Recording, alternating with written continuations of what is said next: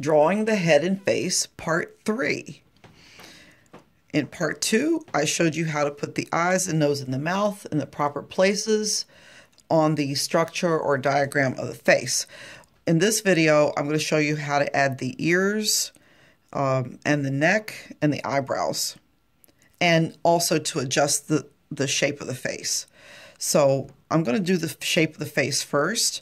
Now, most people's heads are a little rounder at the top. That's why sometimes I say draw an egg shape. An egg is usually a little rounder on one end than the other. This part is the widest part of the face, so I'm going to leave that alone.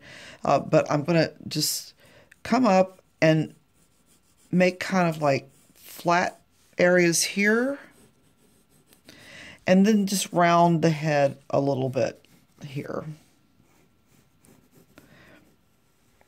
So it's just a little more rounded.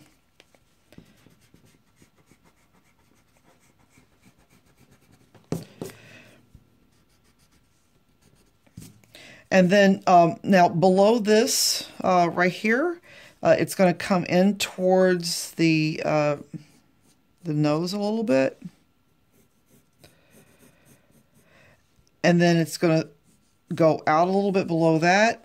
So at the sides of the face, like directly on the side of the mouth, that's going to be like a little angle. And that's where the jaw line is going to be. And I'm going to flatten out these parts too. So you can see how just some little adjustments make the shape of the face look a lot more realistic. There, now she looks much more realistic. So, and now that I've got the face shape done, now I can add the ears. But before that, I'm going to do the eyebrows. Now, this kind of looks like a girl to me, so I'm going to go ahead and make some eyebrows. Now, I'm going to make them kind of arched. But everybody's eyebrows are different. Even some women have very full eyebrows, and some men have thin eyebrows, but in general, men will have a straighter eyebrow and it'll be more angular. A woman will have a more delicate, more curvy eyebrow. And you can see I just lightly filled those in. That's all you really need most of the time. Okay, now the bottom of the ear usually is even with the bottom of the nose, so I'm just going to put a couple of marks. That's where the bottom of the ear is going to be.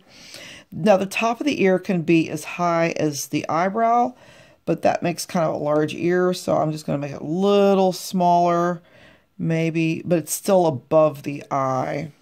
And this depends. Some people have really big ears and other people have smaller ears.